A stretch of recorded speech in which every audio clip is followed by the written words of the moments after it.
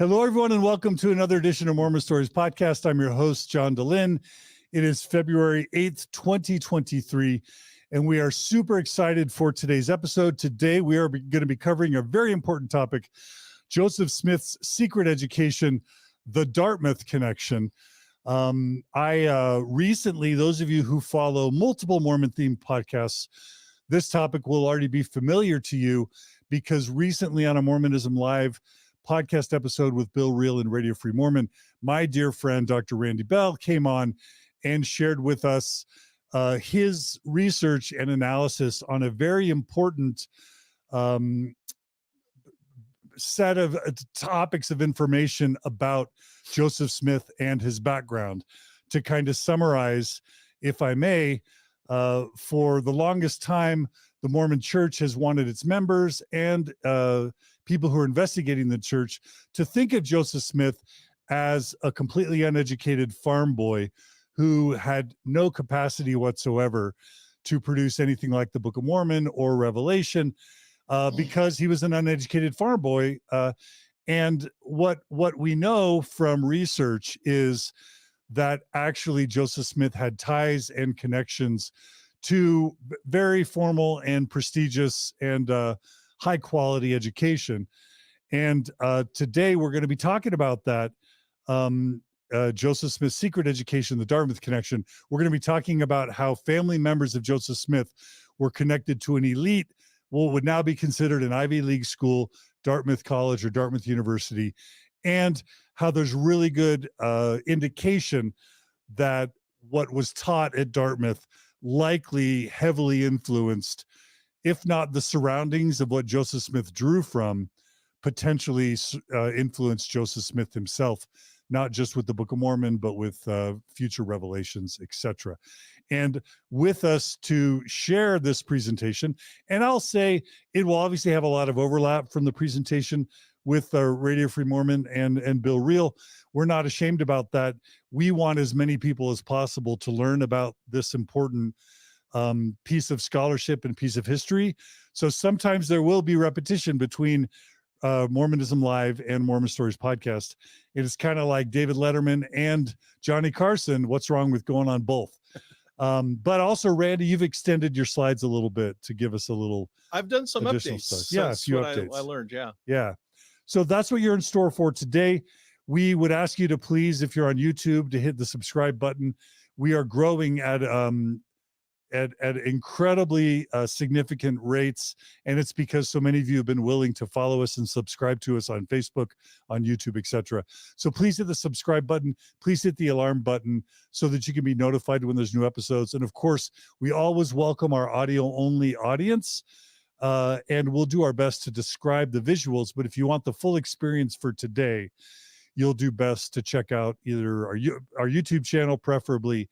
But if you're for some reason can't get to it, Facebook, because Randy's got 80 slides you've got prepared for us today. Yeah.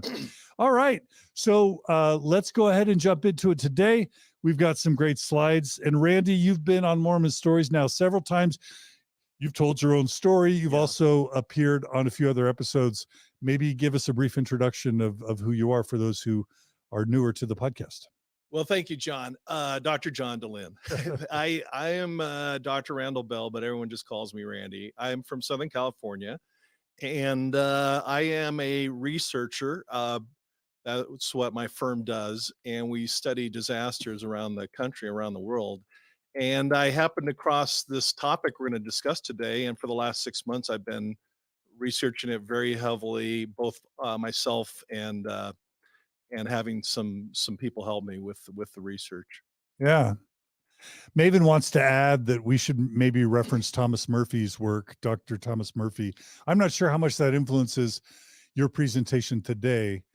Well, Tom was kind enough to call into the Bill and RFM show, Mormonism Live, and we've since talked. And Tom Murphy, I've always admired his scholarship, and we're going to be collaborating, and this is not going to be the end of this research because it's really a game changer, at least for me. Yeah. Yeah. All right. Well, Randy, maybe before we jump in, are you going to be telling us through the slides how you got interested in this topic, or do you want to? I am. Yeah. Okay. All right. Yeah. Well, then, viewers and listeners, for those of you joining us live, we want to thank those who are giving us super chats. We've already got one super chat from Homestar Jr., who said this information is pretty insane. Glad it's getting more exposure. We are too. Anyone who is in a position to support us financially on YouTube with these super chat donations, they make a big difference. So thank you for those donations. And we would welcome our live stream viewers, both on Facebook and on YouTube, to send in comments, send in questions, and we'll bring them to the surface as we're able. Is that all right, Randy? That's a perfect segue into my very first slide. All right, let's have it. Let's do it. Let's have it, Randy. First thing is, don't believe a word I say. I tell this to my kids all the time. Don't believe a word I say. Research what I say. You apply critical thinking skills. I did an episode with Juju John, you'll recall, with RFM, the importance of learning critical thinking skills and thinking on our own. And but here we go. The research question is this: what were the original sources for what later became Mormon doctrine? And what the story is, briefly, that I was driving from Park City down to Vegas, and I started thinking, I think that the podcast and the information from everyone from Sandra Tanner and Lindsay Hansen Park, and of course your podcast, John, and Bill Reel, who's brilliant, Jonathan Streeter, RFM, has done just an incredibly brilliant job of deconstruction.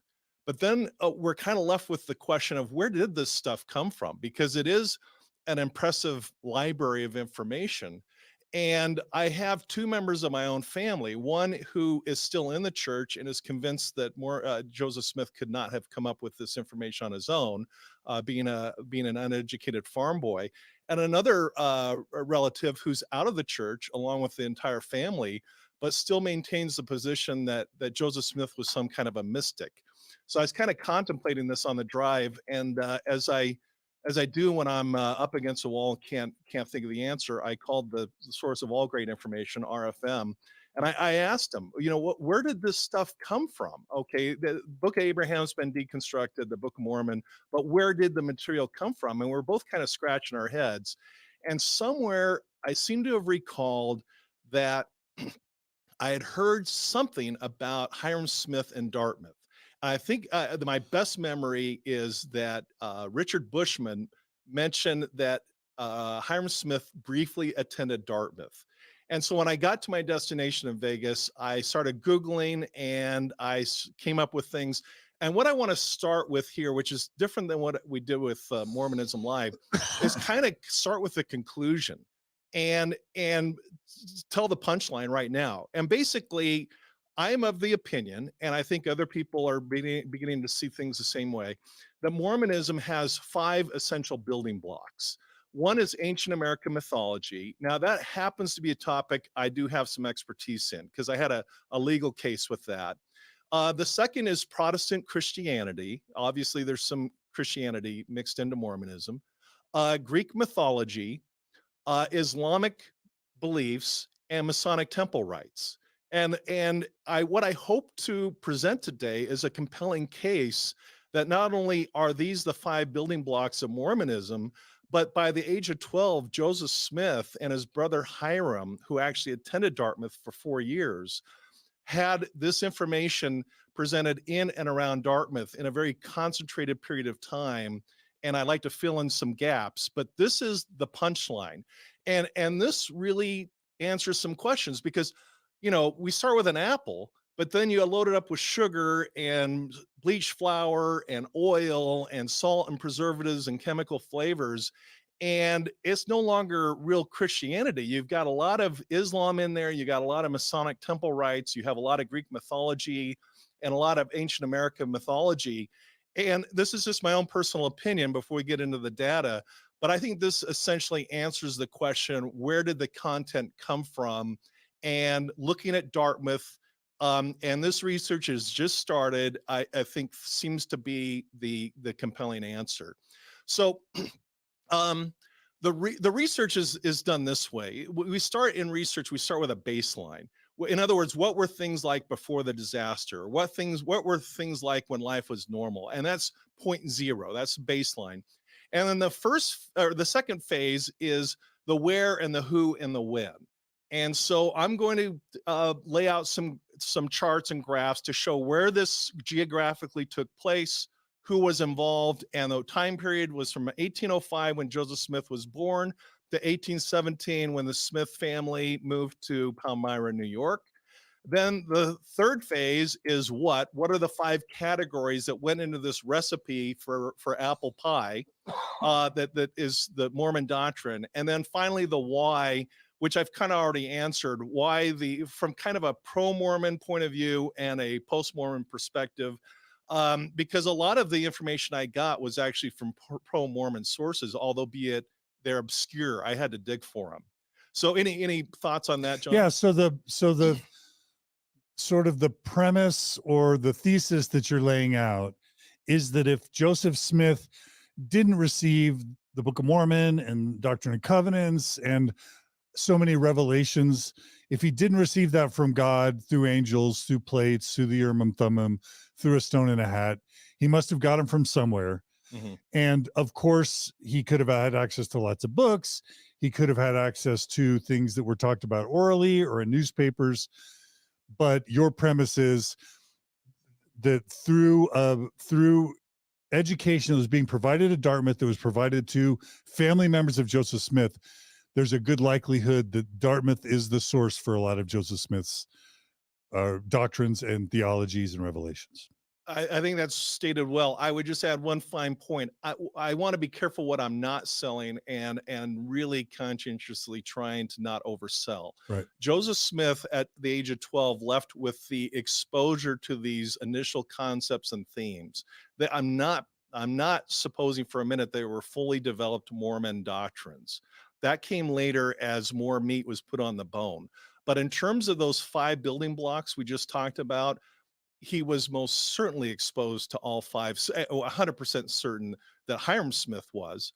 And we know how close Hyrum and Joseph were. And while Joseph Smith recovered from his leg surgery, he had 4 years of tutoring from his brother Hyrum, who was attending Dartmouth just 5 miles away. So that's the big picture we're gonna dive into. Okay, well let's start diving then. Yeah. So there's 5, the way I count them, there's basically 5 periods or eras of Mormon history. We know about Palmyra, and a lot of the literature and information out there is that Mormonism started in Palmyra at age 14 or so with the first vision. And then Kirtland, Palmyra and then Harmony with the Book of Mormon was translated. And then Kirtland and Missouri, that period of time. And then Nauvoo, and then Salt Lake City. What I'm here to propose is that the Dartmouth period, which we're going to really focus in very, very directly, really belongs in this list of an already incredible list of great research into that includes these 4 other areas. So there are 5 areas or eras or periods in total. And I want to start with that 0 point, the baseline, the dominant narrative taught by the church. And I want to start with Joseph Smith, chapter 1, verse 3 in the Pearl of Great Price. And I copied and pasted the entirety here. The ellipses are not mine. This is the way it's actually published in Mormon scriptures. And I'll read it. It's short. I was born in the year of our Lord, 1805, on the 23rd day of December in the town of Sharon, Windsor County, state of Vermont. My father, Joseph Smith Sr., left the state of Vermont and moved to Palmyra, Ontario County in the state of New York, et cetera, et cetera. He says 10th year, but that doesn't add up with other literature. It's more like he's 11 or 12. But that's the entirety. There's no mention of Dartmouth, no mention of what happened in Vermont, what happened, and the family actually moved into New Hampshire. So there's a big gap here that's missing from the official Mormon scriptures. So that's part of the baseline, but it gets even better. In the book, which is it's a long book, at least 400 pages, The Standard of Truth, the book Saints. I'm not going to read this whole thing, but the first chapter covers about 3 pages. The first page and a half is talking about a volcano that went off on the other side of the world that ruined crops. And then I copied and pasted the entirety of the Saints book and it basically mentions, again, it starts with the eruption and of the volcano, the crops, and then it mentions the leg surgery, and then quickly we're into Palmyra again. It skips over the entirety of the Dartmouth period we're going to talk about. And I guess that you're wondering whether there's an intentional skipping of that time, because maybe it's possible that the church wouldn't want us even thinking about what things might have influenced Joseph Smith in his early years.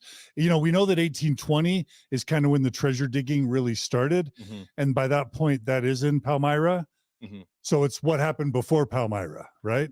Yeah, yeah, and I don't think I think post Mormons and pro Mormons would agree that Joseph Smith was not a dumb guy. He was a very bright guy, and even though he left the Dartmouth area at age 12, I think he would had enough years on him to get the concepts and get exposed to this era. And you're right, John. You start seeing a trend here where why is this being omitted? Yeah. And the reason's a big one. We'll get to in a minute. Yeah. There's a website. This is not an official church website, but historyofmormonism.com. And what's interesting here is that it starts 1805 to 1831, and it labels it New York. It doesn't even mention Vermont. It doesn't even mention Dartmouth. It doesn't mention New Hampshire. And this is the narrative that I grew up with, that basically he was born in Vermont, leg surgery, and off to Palmyra. And that's where things kicked into gear. And then this is really interesting, and pay attention to this because I want to really refute Brian Hales in a moment. But listen to the wording here in the Joseph Smith's papers, which are written by Joseph Smith himself. He says that we, referring to the 9 siblings in the Smith family, we were deprived of the benefits of an education. Well, Joseph Smith is explicitly saying that he, Hyrum, and the other siblings were deprived of an education. That's exactly right from the pen of Joseph Smith what was stated. And yet I came across this on Brian Hale's website, and it's really kind of baffling. This is a quick reference to the Book of Mormon and the origins of the Book of Mormon. And it's not cited. I don't see a copyright notice on it. In fact, it's not even sourced, which is interesting in and of itself.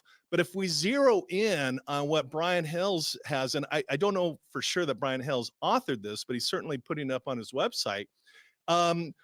Keeping in mind the Joseph Smith papers, I'll just quote, Joseph Smith was intelligent, but no acquaintances reported that he had pursued or possessed any remarkable skills in composition or oratory in 1829. Now listen to this. Joseph Smith wrote that he was, quote, deprived of the benefits of an education.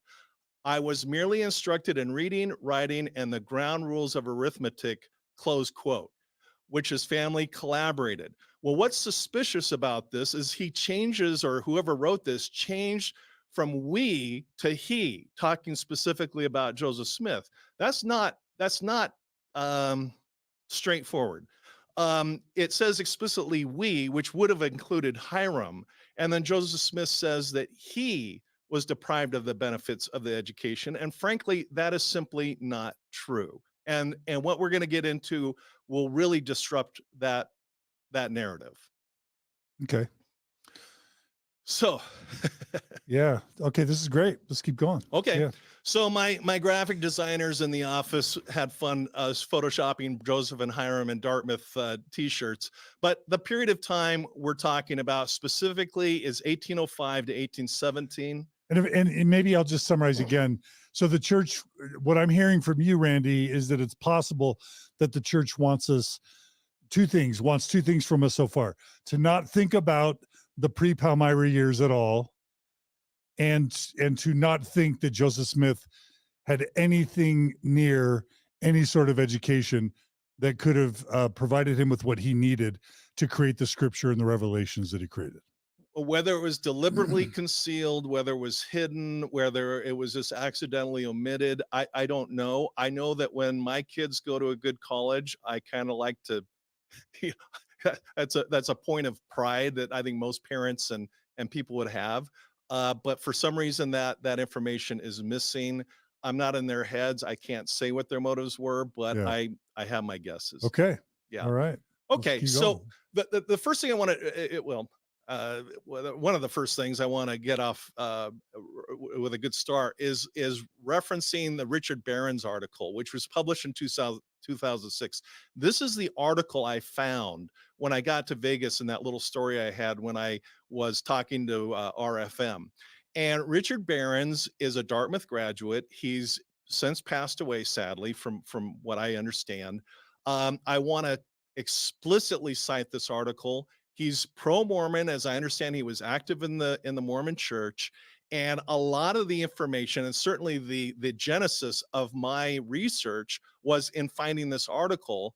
And I also want to give him full credit, not myself, for a lot of what I'm going to say, and I'll try to remember to interject what additional research I found. And I want to bring this article out of obscurity. Yeah. You knew about it, but I've talked to a lot of prominent historians that didn't know about it. Yeah. And I'll just read the title. It's Dartmouth Arminianism and its impact on Hyrum Smith and the Smith family. This is published by R.K. Barron's in 2006 by the John Whitmer Historical Association, which is the Community of Christ's version of the Mormon History Association. And yeah, John Whitmer, John Hamer, my dear friend, I believe he either made me aware of this article, because he used to be like the editor of the John Whitmer of the John Whitmer Historical Association Journal. I think he maybe had even been the president of the association. But I remember talking to him about this article way back in the day when I learned about it. But it's super important. Are you able to define for us, Randy, what Arminianism is? Yeah, it's the counterpoint to Calvinism. Calvinists have kind of the predetermined side of Christianity. Arminians, I can't even say it. Arminianism. Yeah, thank you. Is more the more Protestant kind of Presbyterian. You have free choice in life point of view. And that's a debate that's been going on for hundreds of years. And I'll just say, when I talked to Sandra Tanner about your episode on Mormonism Live, and I mentioned Arminianism, Sandra Tanner said, well, that's me. My version of Christianity is Arminianism. So anyway, yeah, you can go, I guess, at least in two directions, Calvinism or Arminianism. And so that's what we're talking about here. Yeah, and I guess I better learn how to pronounce it. But thanks for the help. But that's an important article, and we'll include a link to it. We'll make sure Maven includes a link to it in the show notes. Yeah. Thanks, Maven. This is a critically important article, because in the time we have, there's a lot left on the plate that's in this article, along, as I say, with other things we're going to discuss. So your research pulls from this article. Absolutely. Okay. Yeah, right. And I want to give full credit where it's due. Perfect. So one of the probably the primary mistake I made with Mormonism Live is I came across a picture of Joseph Smith's uncle, Dr. John Smith, and it had been mislabeled from the source, and I in turn put the wrong photo of Joseph Smith's uncle. But this is really critical to understanding the whole landscape here, is the who of this question. Dr. John Smith is a relative of the Smith family. He was the first professor of Dartmouth. And he was also when he passed away, he was the pastor of Dartmouth Church, which is right across the street from Dartmouth Hall. And I contacted again multiple times the Dartmouth Library, who I want to thank, because they've been very gracious in sending to me my requests. But they did not have a photograph of him. But through other sources, I tracked down this photograph, which is in the Dartmouth alumni registers. Excuse me, it's not a photograph. It's a photograph of a drawing. And the gentleman in the lower right-hand corner is Dr. John Smith. I've been told. So he was described as a short, portly man, and there he is, Dr. Johnny. And Richard Barron's talks about him in the article in a tremendous way. He's a central figure of what we're talking about. And of course, I had no idea that Joseph Smith was even anywhere near Dartmouth, more or less that he had a relative who was such a prominent person at Dartmouth. And we'll talk more about him, but I want to introduce him into the discussion right away. You're probably going to answer this, but was he Joseph Smith's father's brother? No, he was Joseph Smith's father's, Joseph Smith's grandfather's cousin. Okay. All right. We'll just call him a relative. I think there is a John Smith that was Joseph Smith Sr.'s brother as well. By the So there- same name, I okay, think. yeah, there might John be- Smith. yeah, So I okay. get confused. There's Yeah. multiple John Smiths. Yeah. This is the one. I think we got the right picture Okay. here. All right. All right. Okay. There's no dispute over him there being a Dr. John Smith. It was just, kind of what does he look like? Okay. So we'll talk more about him. And in the Richard Barron's article, he references Dr. John Smith's theological lectures. And I couldn't find a transcription or the lectures anywhere. So I contacted Dartmouth, and they sent me high resolution photographs of Dr. John Smith's entire theological lectures. Wow. Yeah, and it was an effort, and it took me months to do this. But what I did is they were gracious enough to send them in high res. I had them transcribed, and they're voluminous. It's well over 100, I want to say 150 or pages or so. Had it all transcribed. I read the entirety of the transcript at least twice in its entirety. And so what I've done that I'm building on Barron's research. And again, I want to give credit to Dr. John Smith, Dartmouth's first professor, with supplying this information that we're going to go through in more detail. But that's what the transcripts look like, and it was a complete volume, and so we'll be talking about Dr. John Smith quite a bit. Okay.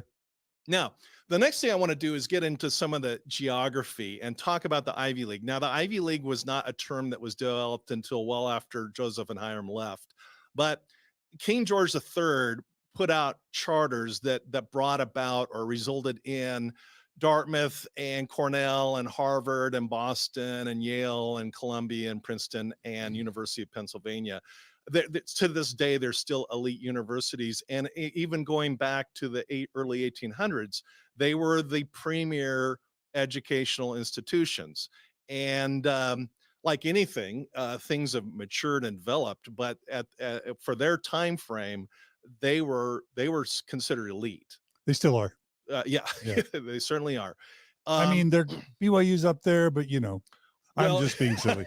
I'm being silly. I love BYU. I'm being silly. I love BYU, but the acceptance rate now into BYU, to just put this in perspective, is 69-70%. Oh, Dartmouth is under 10%. yeah. So we used to call BYU the Harvard of the West. Do you remember that? I don't know. I hear that much anymore. But I'm just being silly. And I say go Cougars. I love BYU. I love BYU. I have my undergrad degree there. But anyways, moving on. So I'm going to now zero in on Dartmouth and show the geography close to Dartmouth. Okay, so here's a map where we zeroed in on Dartmouth. Now we know that Sharon, Vermont is where Joseph Smith was born. And we have a GIS mapper in the office. And so he mapped the as the crow flies, 14 miles from Sharon, Vermont to Dartmouth. The red dot is Dartmouth. And of course, Sharon, Vermont is to the far left. And when Joseph Smith was about 5 or 6, they moved on the modern day roads. The roads are about 25 miles to Dartmouth. And they moved first to Lebanon, New Hampshire. And I never had heard of Lebanon, New Hampshire at all growing up in the church. But that's where Joseph Smith had his leg surgery. Okay. Yeah. So born in Sharon, Vermont, but then traveled to Lebanon, New Hampshire.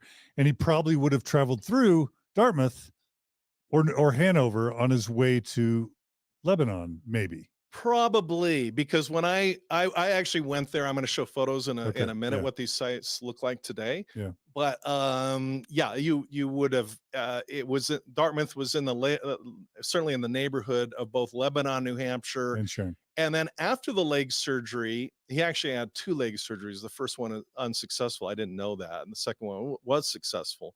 And he did indeed have a very serious ailment with his leg. He moved to Norwich, Vermont. And we hear about the Smith family leaving Vermont. They left from Norwich, Vermont. Okay. Yeah. So here's the lay of the land. And Dartmouth is always in relatively close proximity. And certainly as he was older, from the ages of, kind of 6 to to 12, 11, 12, Dartmouth was in the neighborhood. And it was a good thing because Hyrum Smith attended Dartmouth, specifically Moor Academy, which was an elite prep school under the wing of Dartmouth, along with the medical school and the regular college. So we're gonna take a little tour of Dartmouth for a minute. Dartmouth Hall was built and constructed at the time that Hyrum Smith attended. He would have resided in this facility along 1784, it says. Yeah, I was born. Yeah, it was built in 1784. Well before Joseph Smith was born in 1805. So Hyrum Smith lived here for 4 years, along with the med students and the Dartmouth College students. And this is what it looks like today, essentially similar to what it looked like back then. It's iconic Ivy League architecture. I don't know if you're into architecture, but I just love the architecture. It's got the 1784 around the clock at the arch of the building. It does, doesn't it? And then right across the street, to my left behind me, where I just took the picture of Dartmouth Hall, this is really interesting. Dartmouth Church of Christ, constructed in 1771, even before Dartmouth Hall. Now, as a student of Dartmouth, whether you're in the medical school, Moor Academy, or Dartmouth College itself, you would have been required to attend both morning and evening services, theological lectures at this church, Church of Christ. And I presumably know that the official name of the Mormon Church, the Church of Jesus Christ of Latter-day Saints, is not the first name of the church. That's actually the third name of the church. The first was Church of Christ, the identical same name, where Hyrum Smith would have attended well over 1,000 theological lectures. So we've got a match between the first name Joseph Smith gave to the existing current Church of Jesus Christ of Latter-day Saints. We've got a match between that and the church that Hyrum attended when he was attending Dartmouth. Exactly. But to be fair, when I told that to Sandra Tanner, she said, well, hang on, cowboy, because I don't know if those are her exact words, but she basically said, the Campbellites also had the name Church of Christ. Okay. And maybe they got the name there. I don't know. I don't have a videotape of that conversation, but Sidney Rigdon doesn't come till later. So yeah. But and Rigdon was Joseph's connection to the Campbellites. I'm just guessing. I don't know. And I agree with you. Yeah. The aha moment here, and we're going to see lots of these, dozens of these aha moments. Like, wait a minute, where'd the name Church of Christ come from? Well, one real possibility would have been the Church of Christ on Dartmouth Campus, where Hyrum Smith attended over 1,000 theological lectures. And by the way, Joseph and Hyrum Smith's relative, Dr. John Smith, co-developed or certainly was one of the first developers of Dartmouth's theological lectures and curriculum. And so that's exactly the document I had transcribed. Okay, so this is Dartmouth Church of Christ. And then another fascinating aspect is the Dartmouth Medical School. If you just go down the street, just a minute or two walk, you come to the Dartmouth Medical School, which was established in 1797. And this is going to become very important because it wasn't just some old country doctor that performed surgery on Joseph Smith's leg. And we're going to talk more about the surgeon that actually performed surgery on Joseph Smith's leg, because he came from Dartmouth Medical School. So I'm just trying to give a big picture now before we dive in some of the details. Okay. All right. Okay. So far, they're swimming in Dartmouth. The early Smith family is swimming in Dartmouth. Yeah, we sure are. We sure are. And a beautiful campus. I really have fallen in love with the place. So here's where you go. And I went on family vacations here to Joseph Smith's birthplace. This is Sharon, Vermont, 25 miles away via the modern road system. And this is where Joseph Smith lived from 1805 to 1811. And there's a large monument there. And then next to the monument to the left is the actual footprint of Joseph Smith's family's cabin. And that's where Joseph Smith was born in 1805. So that's what it looks like. And it's in Vermont, as I say, 25 miles from Dartmouth. Then we go to the home site in Lebanon, New Hampshire. I tracked it down, and today it's a Kentucky Fried Chicken. But, I don't think a lot of people that actually visit there for, as a fast food restaurant realize that that is the actual home site of Joseph Smith from 1811 to 1814. And this is the site where Joseph Smith had his leg surgery, right on this site. Okay. And then in 1814, the Smith family moved from this site to this site. And even today, this is a nice home, even by modern standards. And this is where the Smith family lived, again, 5 miles from Dartmouth from 1814 to 1817. So it's interesting to see kind of what the sites look like today and see the geography that in both New Hampshire and Vermont, we're right in the neighborhood. And in fact, you literally go by Dartmouth from one home to the other. Okay. Okay. So that's the geography. And now I want to kind of lay out the key players and introduce the key players. The first is John Wheelock. He was the president of Dartmouth, and he developed Dartmouth curriculum along with Dr. John Smith. By all accounts, and I've started acquiring some of these rare documents where Dr. Wheelock or John Wheelock gave the eulogy to Dr. John Smith. They were very good friends, very well acquainted, and worked closely for decades developing Dartmouth curriculum. And you'll see that John Wheelock is a central hub in a kind of the wheel, spokes going around to all these people. Everyone knew John Wheelock. Hyrum Smith would have interviewed with him, had periodic interviews with John Wheelock, who was, again, intimately acquainted with Dr. John Smith. And then we know who Hyrum Smith is. That's Joseph Smith's older brother. And then we come to Dr. Ethan Smith. He is not only the surgeon, and by the way, I put asterisks by the names of Smiths that are not relatives, because I want to be clear who's a relative. Some aren't. There's a lot of Smiths. Yeah. Ethan Smith is the surgeon that performed leg surgery successfully on Joseph Smith. And so far, I've come across information that the Dartmouth medical team made at least 18 visits to the Smith household.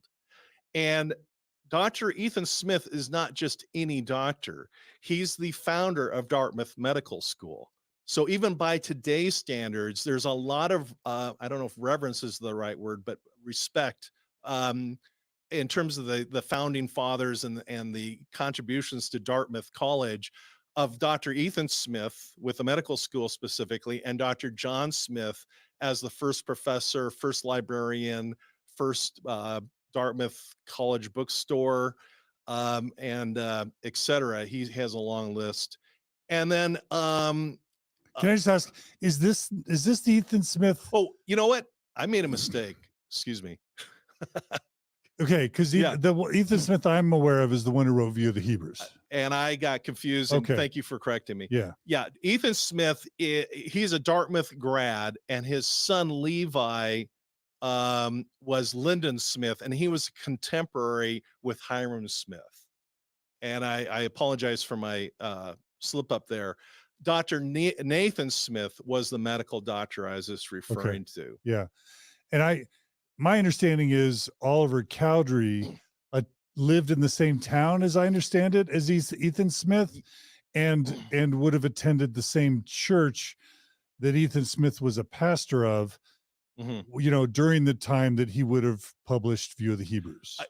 That I've heard the same thing, but I think the more interesting connection in terms of my focus is that Ethan Smith was a graduate of Dartmouth, and that his son Lyndon was a contemporary with Hyrum Smith. And then I think in 1823, when View of the Hebrews was published, whatever conversations were going on, like I say, Hyrum Smith would have been nearby or in the same room in terms of that whole air of conversation about the lost 10 tribes of Israel. And we're going to get into that in a moment. Okay. And then, of course, I have a picture of Joseph Smith, and we all, of course, know who Joseph Smith is. Now, according to the Barron's article, for 4 years, the recovery of Dr. Nathan Smith's leg surgery on Joseph Smith took years. And Joseph Smith was tutored by Hyrum Smith, who was also concurrently attending Dartmouth. Mm. And I guess we could go out on a limb and say he never brought up any of the curriculum he was learning at Dartmouth. But I think a more plausible explanation is that he got his theological lectures and other lectures at Dartmouth, and that would have provided ripe material to then tutor his brother with. Yeah, I mean, they didn't have Game Boys, they didn't have Xboxes, they didn't have iPads or smartphones or Netflix or TV or radio. They probably didn't even have newspapers. If they're sitting around, if Hyrum's just sitting around taking care of Joseph, if they're spending weekends together, whatever they're doing, is Hyrum going to be talking about what he's learning all day long at an elite Ivy League level college when they all care about religion and read the Bible all the time, and there's religious conflict in the home? Like it would seem, it would strain credulity to think that they weren't constantly talking about what Hyrum was learning right up the road. For me, I feel like we're on the same Yeah. page. It seems pretty self-evident. Yeah. But of course, there are people that Yeah, would well, argue with us, but yeah. that's okay. Yeah. Yeah, I think that's the most obvious, plausible answer. So those are the primary key figures. Now there are others. Hyrum Smith, when he attended Dartmouth, had relatives, cousins attending with him. There were a lot of Smiths and Macks living in the Vermont, New Hampshire area. So I don't want to pretend or convey the notion that this is just all the cast of characters. There were others, but I'm sticking with the high points. Okay. Yeah, and so I was going over this with RFM one day, and we were talking about this. I want to get in this a little bit, but just to kind of reemphasize, we all kind of knew this growing up in the church, but Joseph and Hyrum were very, very close. Of course, they died together at Carthage jail. But here's some language from his mother, who said that Hyrum, who was had a remarkable tendency and sympathy for Joseph Smith, that he spent hours with Joseph Smith, tending to him through the leg issues and the pain that he was caused. You know, her words are almost day and night. And then at the bottom is a quote from the Barron's article, and I'll just quote it. It's short. It says, Hyrum would remain home for a year to attend homebound Joseph, who remained on crutches for most of 4 years, to be tutored by Hyrum. So that's where this information conveys, and it only is conveyed, and this only makes sense. Yeah, absolutely. Yeah. So I want to add a little bit more about Dr. John Smith. He passed away in 1809, and I want to just go through his credentials because he's really a remarkable guy, and I'm kind of a fan of him at this point. And but he was a Dartmouth's first professor. He had a master in ancient languages, theology, philosophy, and Newton science.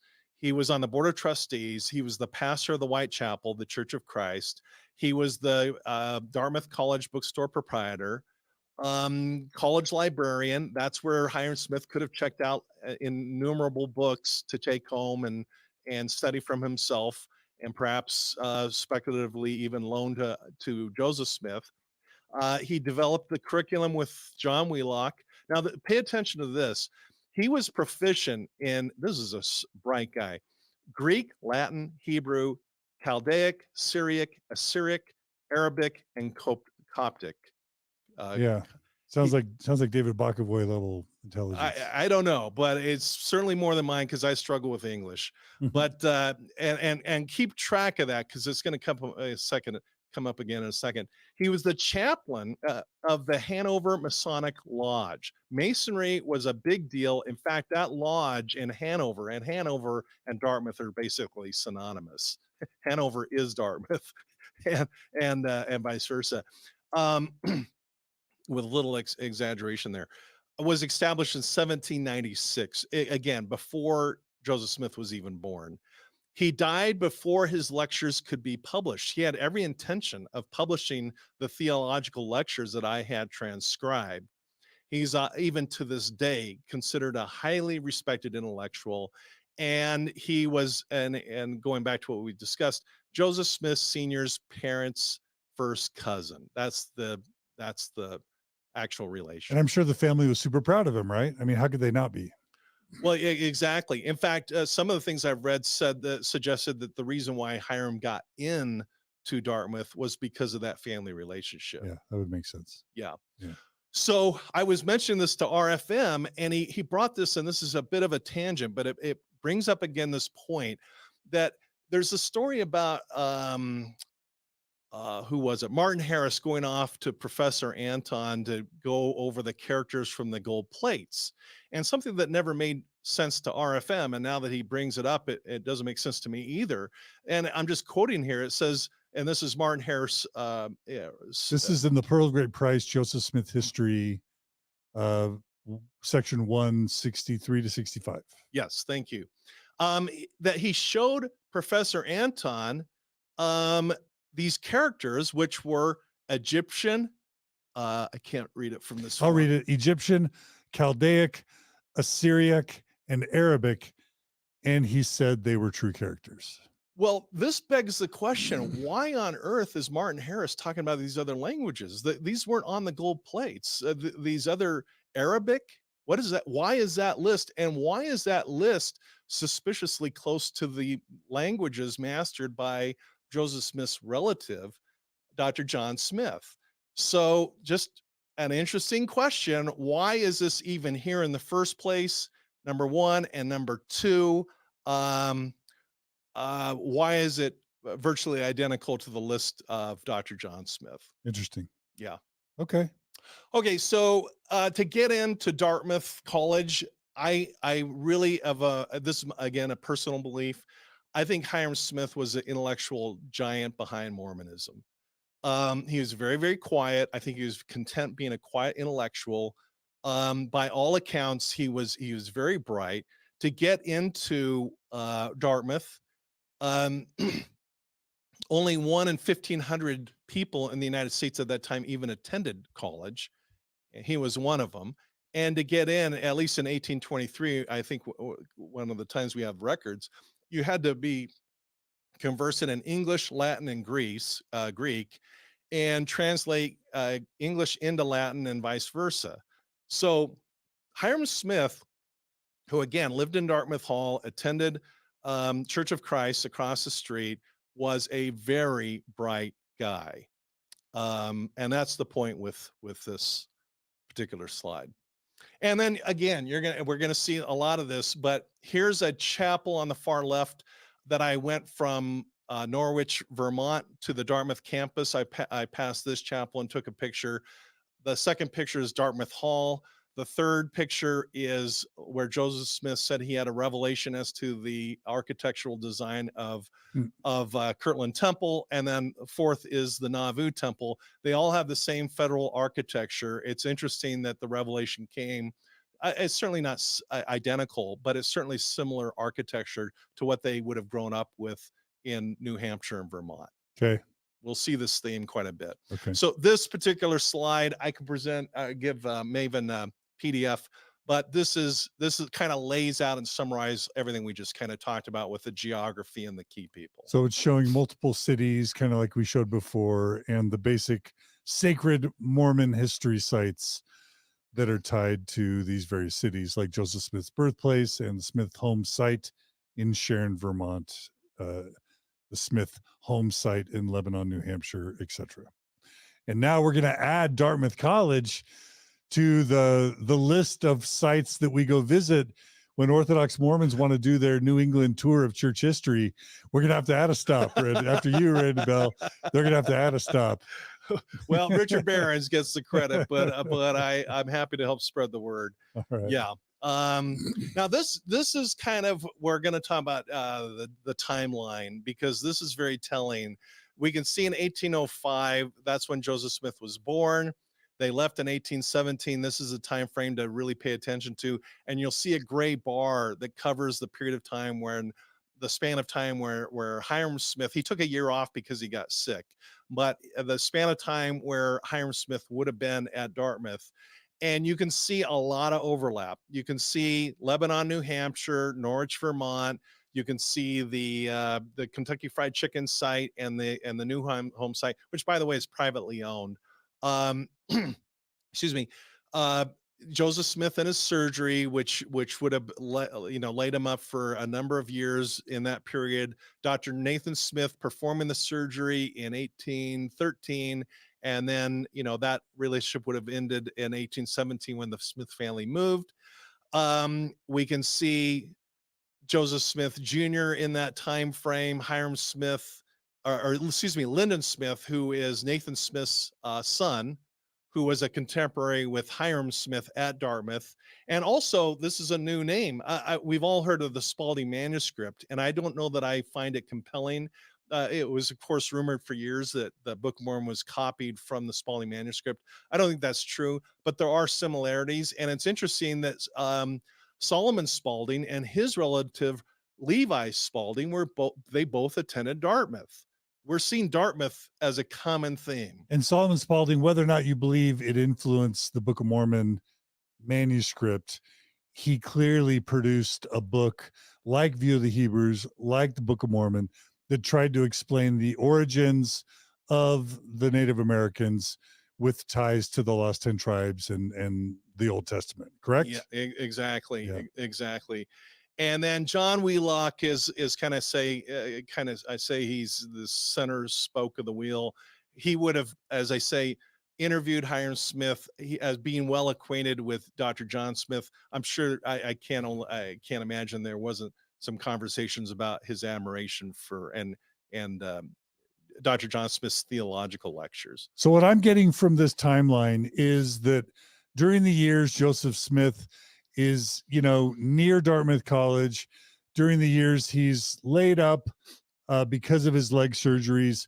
Same years Hyrum is spending a lot of time at Dartmouth College, and it's the same year that John Smith, that a lot of important characters, whether it's Ethan Smith, whether it's Solomon Spalding, whether it's Hyrum Smith, they're all getting trained on and in Arminian Christianity in a way that Joseph Smith would likely be marinating in Dartmouth Christian Arminianism. That's what I'm getting from this timeline. You're right, and we're going to add to that because there's other topics that are addressed in Dr. John Smith's theological lectures, and it's even more of these building blocks I referenced at the very start of this. Okay. So here are the 5 building blocks, and we're going to kind of just go through the details of these building blocks one at a time. And we're going to start with ancient American mythology. And I actually testified in a trial in federal court on this topic. And the federal judge was unaware of what I'm about to share. And a lot of people don't believe it till they see it. So I took some pictures to kind of share. But of course, the Book of Mormon, and again, I'm deviating to my personal opinion, is really a combination of Protestant Christianity and ancient American mythology. And I say Protestant Christianity because there's really nothing particularly unique in terms of Mormon theology in the Book of Mormon. There's no preexistence. There's no 3 degrees of glory. There's no multiple heavens. No celestial marriage, no second endowment, no temple ceremony, no baptism for the dead, no polygamy. Yeah. It's a very, early 1800s version of Christianity that Joseph Smith likely imported into the Book of Mormon. Exactly. And that's why somebody reading the Book of Mormon would say, hey, this sounds very familiar. I'm in, because it doesn't have these additional distinctive Mormon doctrines. Yeah. So we're going to talk about earthworks, stoneworks, and there's a difference. The local mythology, archaeoastronomy, which is where the stone alignments around Vermont and New Hampshire align with winter solstice and that kind of thing. There were strong rumors and discussions and speculation about the lost 10 tribes of Israel. Solomon Spalding, we've talked about, Ethan Smith and View of the Hebrews right at Dartmouth. And there was a general sense of mystical thinking because these archaeological features are to this day baffling in terms of who constructed them. And there's all kinds of theories. And for the record, I have no opinion of who built them. And there were rumors of hidden treasure. So there's a lot of information swirling just by being, growing up in that area. The next exhibit is actually the courtroom exhibit I use in federal trial, and I'm taking some of that information to present here. But I've heard your podcast, of course, John, and others talking about the mound builder myths. And I thought it'd be interesting for people to see what a mound looks like. And yes, there's no myth that there are mounds. There's thousands or tens of thousands, or I don't know. I've heard all kinds of estimates, but they're all over the place. Can I introduce this to the listeners that have never heard of this before? Please. Just do you want to introduce what the mound builder myth was? Yeah, I think you would do a better job. So probably not, but I'll try. Basically, there are all these mounds like the one that Randy's about to show us here, and much larger ones. Mhm. And we've done episodes with John Hamer on this. We've done episodes with LDS Discussions on this, with Dan Vogel and others. Maybe can include some of those links. But basically, obviously, Native Americans had inhabited upstate New York, New England, North America for millennia, right?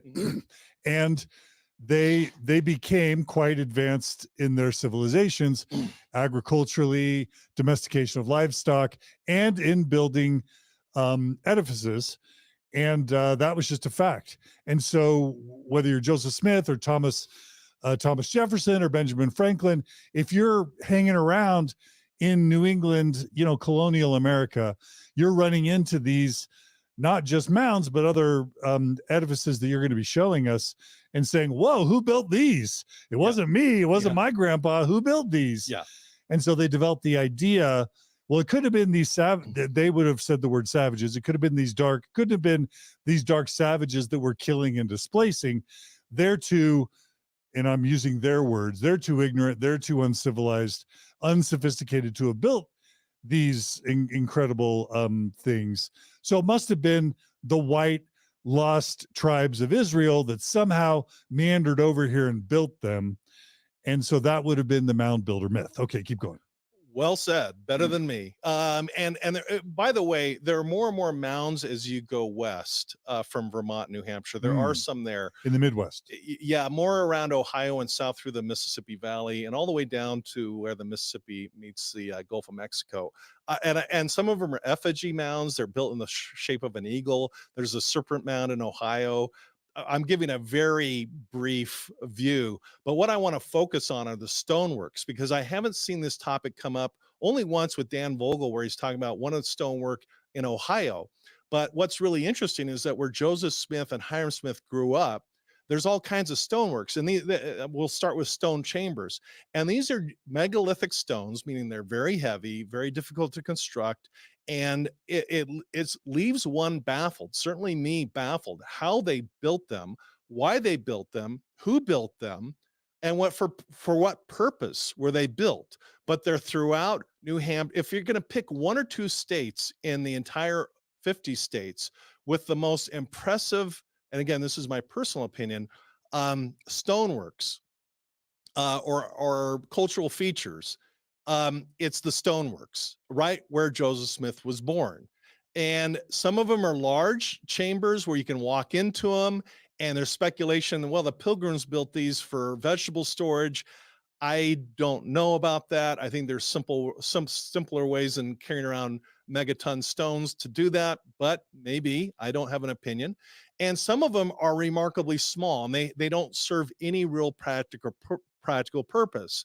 And this is what these cultural resources are, what fueled so much speculation as who were these people that constructed these, why, and this brought along the whole the lost 10 tribes of Israel concepts. There's also serpentine walls. These are stone walls. They kind of wiggle back and forth and maybe go for 25, 50 yards. And usually the end stone is triangular shape in the head of a serpent. And again, who built them? Why? No idea, but they do exist, and there are lots of these things. Also walls, and these walls are really, again, baffling because they start and end abruptly. They don't contain anything in particular. You couldn't keep livestock in them. They are not any kind of fortress because you can literally hop right over them. And again, very baffling in terms of who built them and why, what purpose, and just the whole thing. Also, these are called windows. These are small. They bring up images of leprechauns and hobbits because there's only about a 18-inch window there. So there's just all these very strange, odd, inexplicable stoneworks throughout the whole region. And then they were not unsophisticated cultures, whoever built them, because I have a friend that actually owns the site that this is on, and summer solstice comes right at the point of this particular stone. That's archaeoastronomy, where there's an alignment between the stones and signs of the heavens, or planetary movements, I should say. So these were certainly in place at the time of Joseph Smith. These are dolmens. These are usually large stones on 3 legs. And again, they're throughout New Hampshire and Vermont in particular. And I don't want to exclude, they're also into Massachusetts and other New England states, but primarily Vermont and New Hampshire. And don't take my word for it. There are professional journals and websites. People can independently, easily research what I'm sharing and validate it independent of what I'm saying. And I just last comment here is there's some great resources. This book on the left, this gentleman has documented over 8,000 of these features in and around where the Dartmouth area, and he only has 300 in the book, but he's identified 8,000. The second book is a book by a University of Connecticut, if I remember right, professor, and he's documented. I'm not quoting here, 250,000 miles of these mysterious stone walls. And he puts them off to the Pilgrims did it. Other people aren't so sure because they wouldn't have served any real purpose. And so there's still controversy about that. And then another interesting book, although it deals more with the Mississippi Valley, is Dan Vogel's book, Indian Origins of the Book of Mormon, talks about some of these features as well. And I guess if I had to summarize what I think the point is that Joseph Smith, his parents, his grandparents, his uncles, his aunts, his siblings, everyone was like literally constantly tripping over massive Native American relics that would have been constantly causing them to reflect, what are the origins of these people? Where did they come from? Who built these things? And what happened to the people who built them? And so what almost my memory of how the church taught me about Joseph Smith in the Book of Mormon is Joseph Smith is just like standing around wondering what church is true. And he's confused because different preachers are preaching different things. So he prays to God, and God says, join none of those churches. I'm going to send you an angel to provide plates. And that became the Book of Mormon. What's really important to be left out is that it's one thing if the Book of Mormon comes out of the sky literally with golden plates through Urim and Thummim, when no one had even had a thought about these Native Americans or connecting them to the lost 10 tribes, or certainly not trying to infuse Protestant Christianity into the surrounding civilizations of Native Americans. If, however, the actual story had been communicated to us, which is, not only were the origins of the Native Americans constantly on the mind of Joseph Smith and his family and friends, but that everyone had already made associations with the lost 10 tribes, with the tribes of Israel, and with Christianity. That was already happening.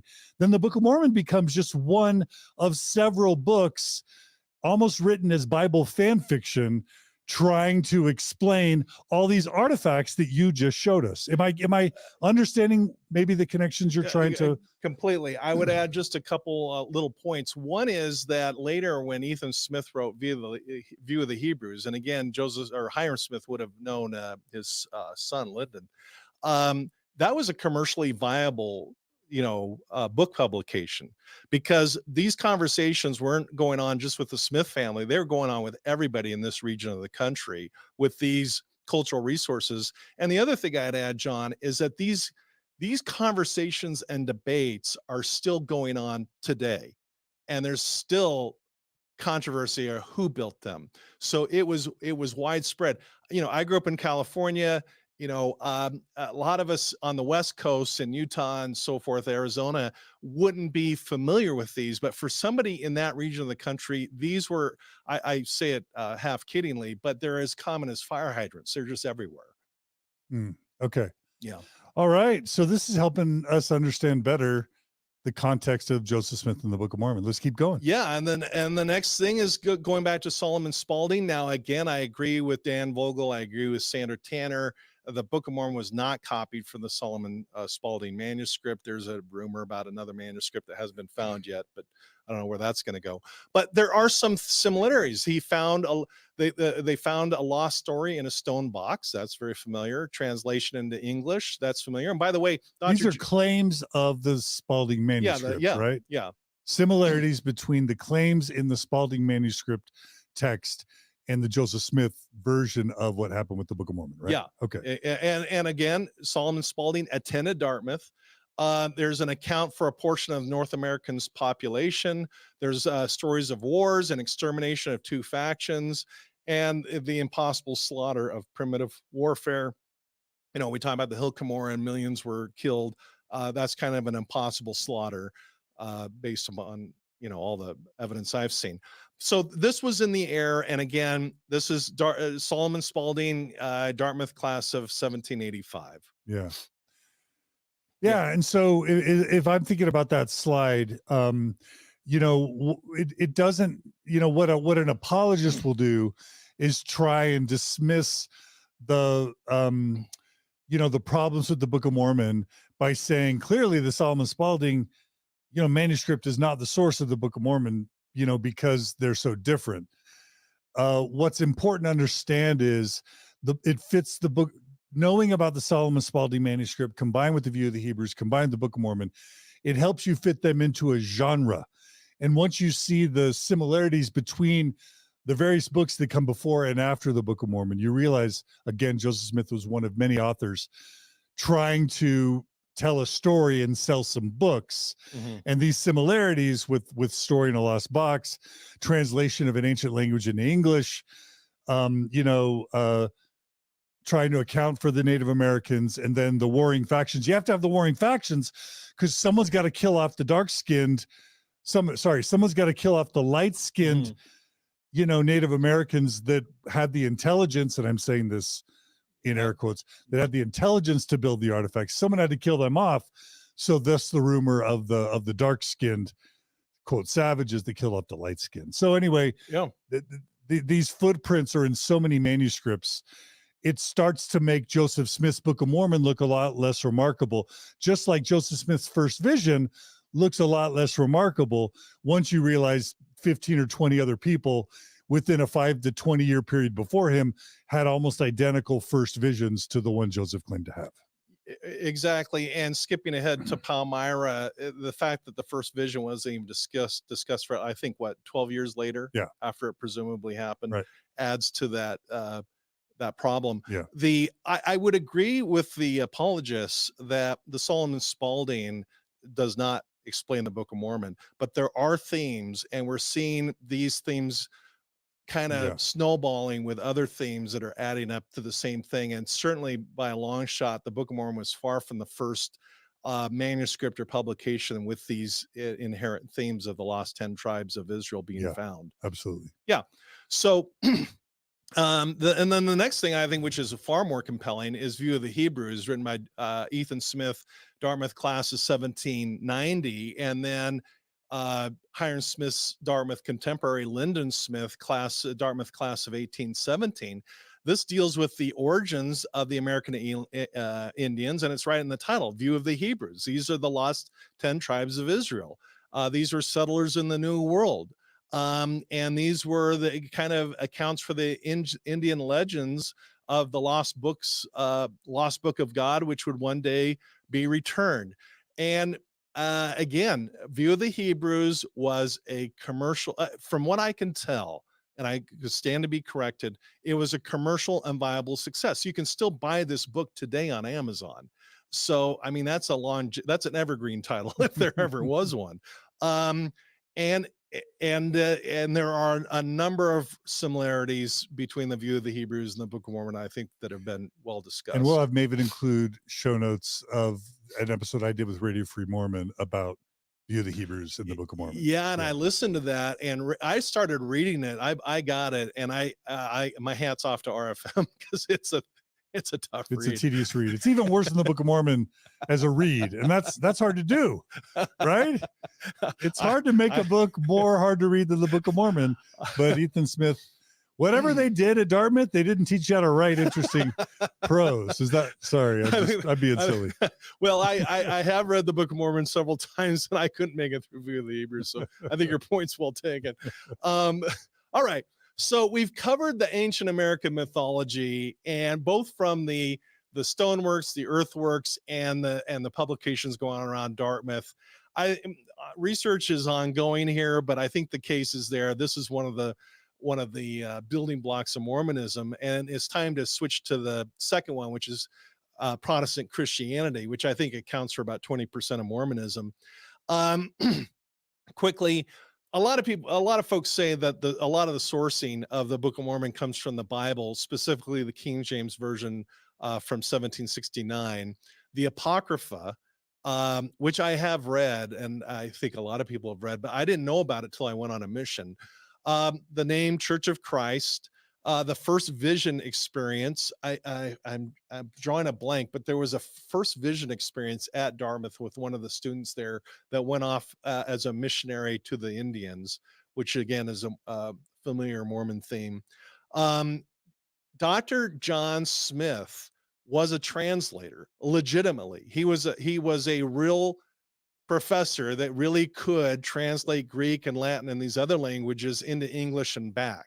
And so while Joseph Smith claimed to be a prophet, seer, translator, and revelator, it's interesting that his relative had that same title, only although be it legitimately as a translator.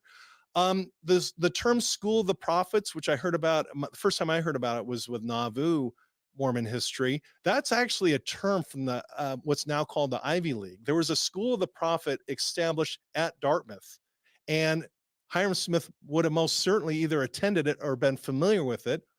A prophet in the terminology and the languaging of Dartmouth was not a prophet like we use the term today.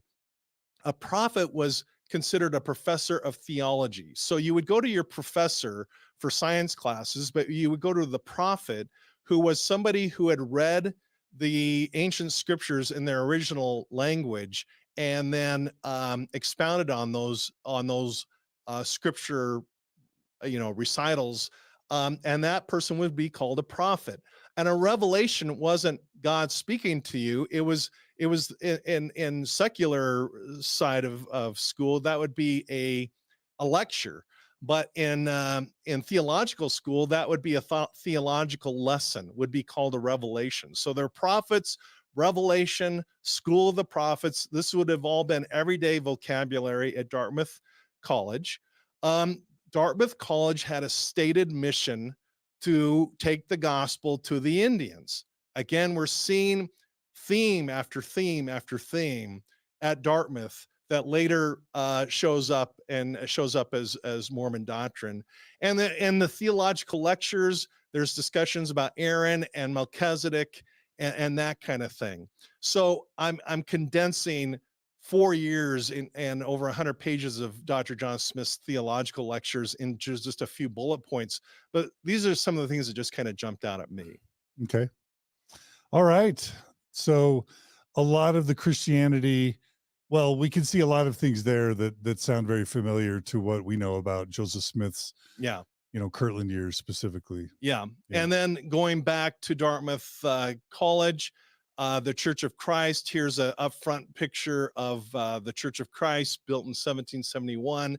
Again, Dr. John Smith was the pastor here when he passed away. And this is going inside. And, as I happened to be by myself when I was actually in the chapel, and I think it's gorgeous architecturally. And you kind of imagine Dr. John Smith and Hyrum Smith, the fact that they would have attended well over 1,000, well, Dr. John Smith, well over 1,000 times in terms of delivering or receiving theological lectures in this chapel. So the punchline here is that Hyrum Smith was highly educated in Protestant Christianity in all its forms. Or I don't want to say all its forms, but many of the forms. Okay. It's almost weird that he wasn't the one that became the prophet instead of Joseph Smith. We could talk about that later. That's probably derailing us. Well, I don't think it is. I think it's a fair point right now. He was the intellectual and Joseph Smith was the charismatic messenger. I think it was a perfect team. Okay. That's my own personal opinion. Okay. Now, what's interesting here is go to Joseph Smith History, chapter 1, verses 18 and 19 out of the Pearl of Great Price, which is Mormon scripture. And this has always bothered me, even when I was a TBM, true believing member, is that according to Mormon God, not Christian God, but Mormon God, in talking about Dartmouth or any other church or belief system or worldview, look for the absolute statement here. They were all wrong. All their creeds were an abomination, and their professors were all corrupt. Well, that would include their own relatives, Dr. John Smith. That would include every theologian, out there. And what's also puzzling for me is that what's the difference between a Christian creed and a Mormon proclamation? There's no difference. They're just both statements of belief. And I would challenge any member of the Mormon Church to explain what's offensive about the Jesus Creed. A lot of people don't even know what that is, but in the Christian community, the Jesus Creed is simply a restatement of love your neighbor as yourself from the New Testament. There's nothing abominable about that. So I have a real problem with this being baked into Mormon scriptures, that on 3 absolute, the word all is used 3 times. They're all wrong, all an abomination, all corrupt. And I think this is an interesting side note when we're talking about Christian theology, but I don't think we have time to dig into this too deeply. But there's all kinds of teachings that when you get into them, from the mainstream Christian theologians that later show up as Mormon doctrines. We know about the Adam Clark Bible commentary, and it's showing up in the Joseph Smith translation of the Bible. That's just a recent discovery made at BYU. And then you got the Campbellites. Well, that's the restoration movement. Joseph Smith was far from the first to come up with this idea of a restoration movement and restoring Christ's original doctrines. That was widespread, and restoring the New Testament church. And they had a church called, what do you know? Church of Christ, the first official name of the Mormon church. And then you got Jonathan Edwards, who's talking about, there's studies done on a lot of Book of Mormon phraseology showing up that was originally part of Jonathan Edwards' theological lectures. And then Emanuel Swedenborg, which I kind of want to dig into a little bit, because this is, again, a little bit of a tangent, but I think it's relevant. When I was out there doing this research, I remember Maven commenting on Mormonism Live that she had served her mission in Pennsylvania, and RFM got on the phone. And Maven, thank you again for making time for me on the weekend to explain what's going on. But I went to Emanuel Swedenborg's church, and you can see it's quite substantial. And to be fair, this was constructed after the time of Joseph Smith, so I want to be clear about that. But it's still to this day an enormous following. The theological seminaries and other structures on the campus are just architecturally magnificent. But I actually went in to the chapel. Here's a stained glass, which is gorgeous. And inside the cathedral, it's awe-inspiring. And so what I'm trying to convey here is that Emanuel Swedenborg was at the time in Pennsylvania a big deal. He preceded Joseph Smith in terms of his teaching. There were a lot of people in Pennsylvania. Remember, Joseph Smith went to Harmony, Pennsylvania. And then I made friends with one of the pastors there, and he gave me a pamphlet. And look at this, John. He's a pamphlet On continuing revelation, they believe in 3 degrees of glory. That's awfully familiar. The top degree is called the celestial kingdom. Here's a pamphlet on eternal marriage. Children have automatic heaven. And Johnny Appleseed is a real guy who was actually a missionary that went around and spread this gospel message throughout Pennsylvania. The punchline of all of this is that Emanuel Swedenborg had these unique Christian kind of quasi mainstream Christian doctrines that well preceded Joseph Smith. And at this point, I'm having a hard time finding much in the way that it eventually ended up as official Mormon doctrine that didn't precede and was readily accessible to Joseph Smith.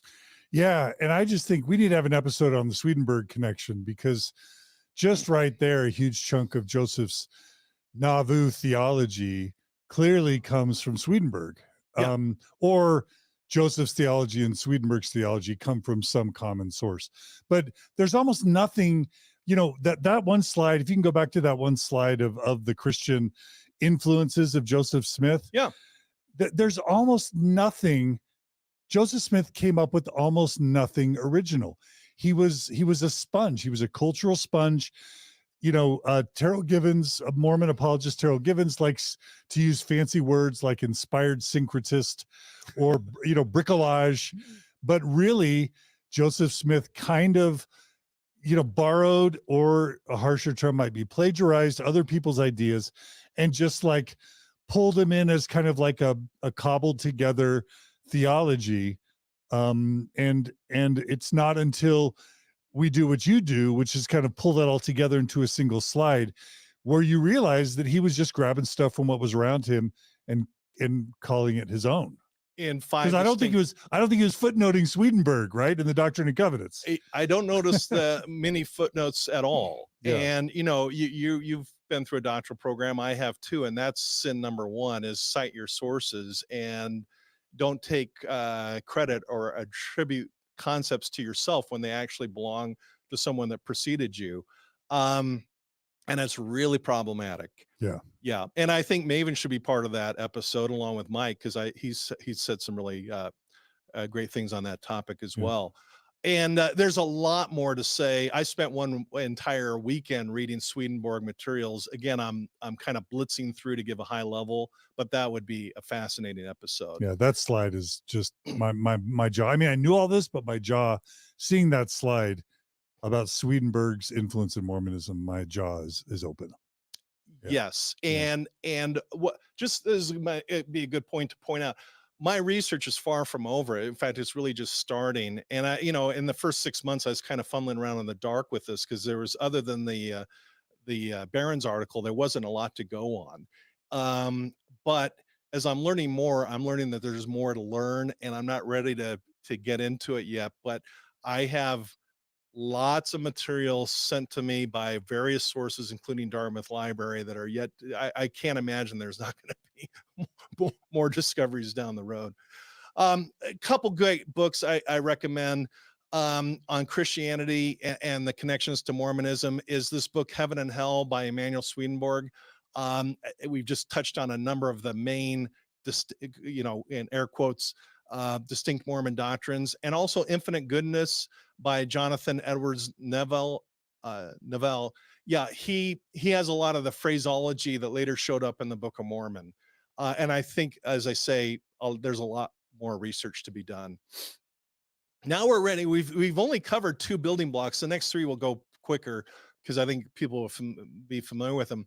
The third building block of Mormonism, in my view, is Greek mythology. And here Dr. John Smith talks about Greek mythology in a way that he's not really saying, I subscribe to this. He's just kind of reporting, as a good high-level professor would, here's what Greek mythology is, and here's what they believe. Not necessarily adapting these things. And I didn't know this until I did this research. The pre-existence is Greek mythology discussed by Dr. John Smith. Degrees of glory, a celestial kingdom, gods are like mortals, multiple gods, multiple worlds and heavens. This is his term, continuing sexual system. So what he was kind of speculating here was that not Mormon God, but Christian God that preceded time, space, and matter, created life, abiogenesis, and then that was perpetuated through the universe as what he calls a continuing sexual system, and rights for the dead, which is really diverting off to Egyptian mythology. Tell me again who this is, who this source is. Dr. John Smith. Okay. So he studies Greek. Yeah. And then imports into the theology he's talking about a lot of Greek myth. Yes, and I'm glad you said that, because in that day at Dartmouth, I can't speak to it today, they had a holistic view. When you went to theological school at Dartmouth, you also learned science, you also learned philosophy and theology. The three topics were combined into the one curriculum that everybody immersed themselves in. So that's where the Greek mythology comes up. And as I'm reading Dr. John Smith's explanation of Greek mythology, I don't know how to say this better than this, is that as I was reading his theological lectures, it brought back a lot of imagery when I read the Book of Moses from the Pearl of Great Price. Just this multiple planets, multiple gods, multiple, procreation, all that kind of. And I got some pictures from the Hubble telescope, because that best kind of, I brought the imagery to mind as I was reading through his Greek mythology. Yeah, that whole idea of council of the gods kind of thing. Mhm. It is very Greek, isn't it? Very. Yeah. I had no idea. Yeah. Yeah. Yeah. Okay. Now in the Barron's article, this is interesting because Barron's again is pro-Mormon. He's an active member of the church who wrote the article that was the genesis for this research I'm doing.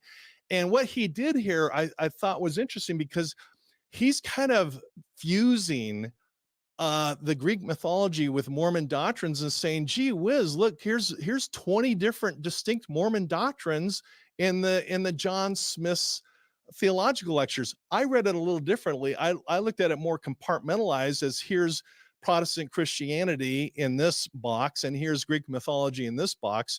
But Barron's kind of fused to the two together, and this is literally a copy and paste from his article to kind of show this. Can I read these? Is that all right? Go for it. Okay, so these Dr. John Smith lectures trace his evolution from Greek classicist texts specialists to Arminian theologian, and are probably best summarized in 20 topics as follows. So the idea is, turn on your Mormon ears. Are any of these going to sound familiar? Is that right? Mm-hmm. Okay. Number one, Greek philosophy provided his concept of the preexistence. Okay. 2, atonement covenant was made before the earth was. Check. That's 2 checks. 3, plan of salvation was agreed to in the preexistence. Oh my heavens, that's plan of salvation. So that's 3 checks. 4, Father, Son, and sons of men were together in the preexistence. We're basically talking about the plan of salvation, the temple ceremony, etc. 4 checks. 5, spiritual death was man's condition after the fall. That sounds like Book of Mormon language about the fall. 6, Son's church would exist in all ages after the fall. 7, types and shadows of the covenant found in scriptures. 8, oaths and covenants serve as deity's legal structure. 9, light, borrowed light, and light of reason would guide. Of course, Mormons are very familiar with that term, borrowed light. 10, Melchizedek priesthood is co-eternal with God. That is the foundation of the higher priesthood within Mormonism. It's God's priesthood. 11, the priesthood is the source of the son's authority. Check. Aaronic priesthood promised to Aaron's descendants. Absolutely, that's a check. 13, free agency and the right to choose is integral to the plan. Check, check, check. Free agency. 14, degrees of glory is the structure of the eternities. D&C 76, is that right? Sounds right. Let's see. 15, consecration to Christ is required for highest exaltation. 16, revelation required to know ultimate nature of God. 17, spirit is simpler form of matter. 18, the prosperity cycle is the natural direction of history. That's very Book of Mormon. The prosperity cycle. 19, millions of people, worlds. That's very much kind of Abraham, Moses, books of Abraham and Moses theology. and 20, the Father argues for justice and the Son argues for mercy. That's super in the Book of Mormon. Okay, so we're identifying a lot of, well, I guess we could say Richard Behrens has identified a lot of Arminian Christian Dartmouth teachings that were Greek kind of in origins, that are within the Book of Mormon and the Book of Moses and the Book of Abraham and the Doctrine and Covenants, right? Yeah. Yeah. Yeah. And we're starting to get back to the original research question, is what were the original origins of Mormon doctrine? And we're seeing just dozens of these concepts popping up from the Dartmouth period. Yeah. Okay. Now, the next one is we can go through pretty quickly because where most of us are pretty familiar with Islamic belief. And I'll just tell you that, again, a personal view of my own is that out of all the world religions, and when I left Mormonism, I did my best with my bias, and we all have a bias, including me, and wiped the slate clean. And I went to India and Hindu and Buddhists, and I read the Richard Dawkins books on atheism, and went to Egypt and Israel and looked at Judaism and Islam. And frankly, I didn't really realize that Islam today um, practices modern day polygamy today. Yeah. And so well, the Quran allows, I think, up to 4 wives. exactly. Yeah. Yeah. And so you look at Islam, and again, a lot of this came from Dr. John Smith. He's talking about angelic visits of Abrahamic God to Muhammad.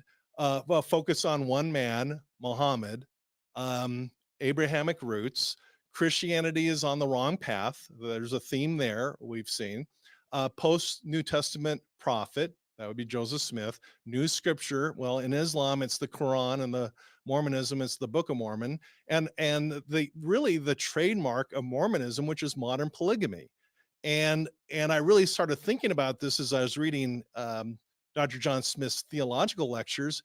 And on the left is a modern day photo of an Islam man with 3 of his permitted 4 wives. And on the right is Joseph S. Smith and Joseph Fielding Smith. And as RFM said, he's kind of metaphorically saying, hold my beer. You think that's a lot of wives. Look at this. I mean, just dozens of wives. And so Joseph Smith out Muslim the Muslims, basically, is what you're saying. Well, apparently so, because I didn't know he had 4. I didn't know there was anyone besides Emma until when the Gospel Topic Essays. I thought that was all anti-Mormon lies until the Gospel Topic Essays. Yeah. And in fact, here it is. From 1833 to 2014, there was official denials that the rumors of modern day or Joseph Smith's polygamy were all denied. It was in the Doctrine and Covenants. What a thing for a man to be accused of having multiple wives when I can only find one. That's Joseph Smith in History of the Church. And then the Doctrine and Covenants, the section 101 is just a flat out statement, which is untrue, that the church only permitted one wife. And so my moment of really the trust of the church being breached irreparably was in 2014 when the Gospel Topic Essays came out. And here's the New York Times and the NPR and the BBC reporting that. That was worldwide news. And I really don't like being gaslit by people saying, well, we knew that. Well, then why didn't you leave the church? Because maybe those are your values, speaking to those who make this charge against me, but polygamy is not my values. And I guess the point here is with Islam and Mormon beliefs. And again, Dr. John Smith really is opposed to Islam and its modern practice polygamy, is that this started with Joseph Smith, then it went to Brigham Young, and it continues today. Dallin Oaks has 2 wives, one living, one dead, and Russell M. Nelson, the same thing. And this is kind of a reality that if you believe in the Mormon church, that's totally fine. And I'm glad that Brian Hales is openly admitting what is now acknowledged as the truth, that polygamy is tied to Mormonism. And it's a central tenet of Mormon belief, although not temporarily suspended right now. but I can just tell you that's not my belief system. Can we go back to that slide really quick with and go one previous? Okay, yeah, go to the next one. Yeah, that slide, the next one. That slide, nope, sorry, back to Oakes and Nelson. Oh, there we go. That slide really, really does something that I don't think any Mormon has really consciously processed. I think we conveniently want to dismiss the idea that the Mormon Church today practices polygamy. Not only does the Mormon Church practice polygamy today, but its top 2 leaders are polygamists today. Now, of course, they're not married to 2 women who are alive at the same time, but they are absolutely sealed to 2 women, at least 2 women, and they're in their minds, in their plans, in their beliefs, is that they will have not only those 2 wives, but likely others. And when I say they, I mean Mormon prophet Russell M. Nelson and Mormon First Presidency member Dallin H. Oakes. They are polygamists. They have been married to multiple wives in the eternities, and they believe they're going to be polygamists. And I love that you put that up on the slide, because unless you see it visually, you really don't, it really maybe doesn't strike home as much. And you're saying that's not Christianity to you, Randy? Not at all. Yeah. This is not my belief system, and I think that it's incredibly disrespectful to women and the value of women. I'm not a woman, obviously, but I can only imagine, and I just don't buy it. It's just not my belief system. Yeah. Okay. Yeah. All right. And then we're on the final. Okay, so let me just summarize. Please. So, and by the way, you can read statements by Joseph Smith, and you may want to update your slide deck about this. Joseph Smith, at least in one instance, refers to himself as a modern day Muhammad. I don't know if you knew that. And he spells it weird, but Joseph Smith knew about Muhammad and thought of himself as a modern Muhammad. And that drives, because one of the things you wouldn't want a believing Mormon scholar to accuse you or us of is what's called parallelism, because you can always go back into the past and find parallels. That's what Nahum is. Nahum is this awful sort of like, oh, we found a word in the Book of Mormon that we can associate with a certain geography, and now we've found some rock somewhere that's got an N and an H and an M together, an N, a V, and an M, whatever. Look, there's a parallel, ergo the church must be true. Parallelism can also be confirmation bias, where you're hunting for parallels, and then you find them because you're hunting for them. So we have to be careful not to do that. And so, you know, when you've got Joseph Smith calling himself a modern day Muhammad, that takes it from being just kind of parallelism. To me, that drives it more to the heart of a very plausible theory. And that's all this is, right, Randy? A theory? Yeah, I think it is a theory. I think that's fair. I think we're seeing themes, and what really strikes me in this whole conversation and in this research is we're seeing kind of a one-stop shop for all 5 building blocks, all concentrated in and around Dartmouth in one narrow window of time.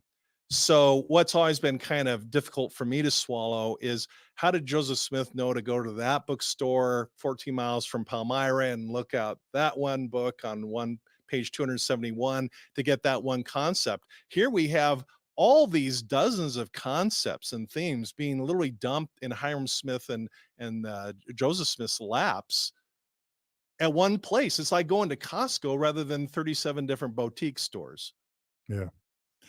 All right. So we've got the connections to Islam. Yeah. What's left? The last one is the Masonic rituals, and there's been a lot of conversation about this. Here, you know, I have family and friends, people I love, still in Mormonism, so I am not going to discuss anything about the Mormon temple ceremony, not a word. All I'm going to do is go through the Masonic rituals, and people can draw or not draw the parallels. But there was, of course, a big debate between Christians and Masons going on during the Dartmouth period. And Masons were more deist and universalists versus Christian, which are Christian. But of course, Masons have temples, the term holiness to the Lord, symbols, and an all-seeing God, bees. I understand somebody said that Deseret's actually an LDS term, so that's fine. I got it from another source, but that's But the fine. beehive, Yeah, right? beehive Yeah. and industry, in the sense of industry. Temple clothing and aprons as Masonic, altars and ritualistic speech, blood oaths and penalties are Masonic, hand clasps are Masonic, secret rituals and the 5 points of fellowship are all Masonic. And so here's some imagery I pulled from the internet on the Masonic rituals, and people can draw their own parallels or not, but I certainly am aware of some similarities here. And Masonry is interesting because I think some of the past behaviors of Masons have been kind of sketchy in my book.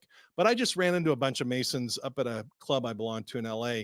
And they invited me to join the Masonic order.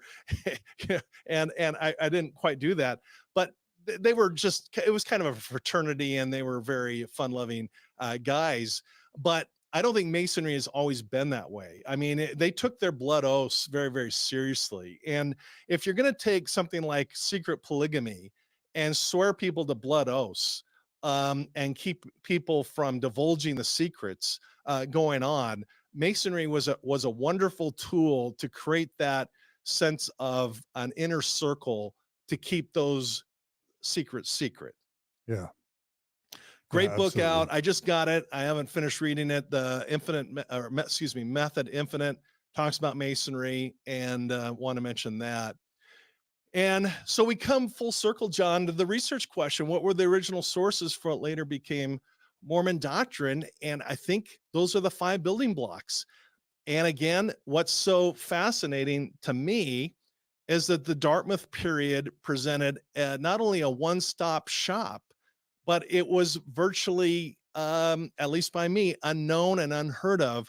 And since doing the Mormonism Live presentation, I've been inundated with messages and Facebook messages and all kinds of conversations where people said, I didn't know 99% of this stuff. And I didn't myself. And it takes a while to kind of acclimate to this whole new landscape, but it kind of is what it is.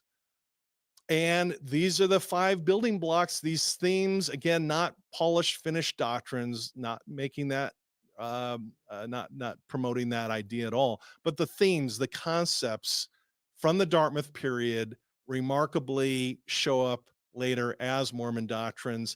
And I may be wrong, but so far I can't think of a real distinct Mormon doctrine that wasn't made available during the Dartmouth period. Yeah. Yeah. Yeah. Okay. And so, this isn't pushback, but one, I can hear kind of my friends like Dan Vogel or even Sandra Tanner or Brent Metcalf or others, my Mormon scholar friends, what they would want to caution us to do is to understand that just like it's erroneous to basically, for apologists to say, the Book of Mormon wasn't a plagiarism of the view of the Hebrews, they're two different, or the Book of Mormon wasn't a plagiarism of the Spalding manuscript, they're two different. It's not necessary, in my view, it's not necessary for Dartmouth and Hyrum to be the direct sources of knowledge and information for Joseph Smith and the Book of Mormon and his subsequent theology. For me, what's probably undeniable and what's more important is whether or not Dartmouth and Hyrum were direct influences on Joseph Smith, and surely they must have been.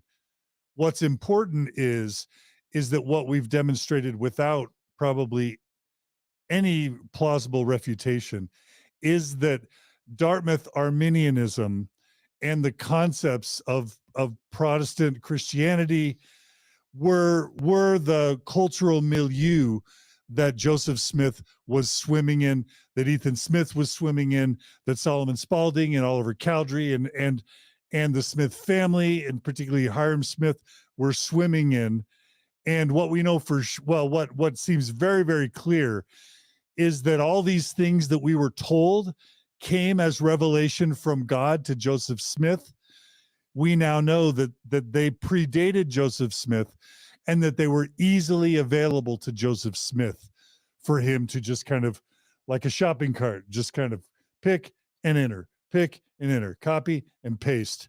And I think that's, fine. A challenge to all our skeptical viewers and listeners, and or Orthodox or believing listeners or viewers, find us a distinctive, important, relevant Joseph Smith doctrine or piece of theology that can't be found in sort of the late 18th century, early 19th century New England, Dartmouth Arminianism, Swedenborg, mound builder myth, Masonic, Greek milieu. Please find us one, and then we'll have a conversation.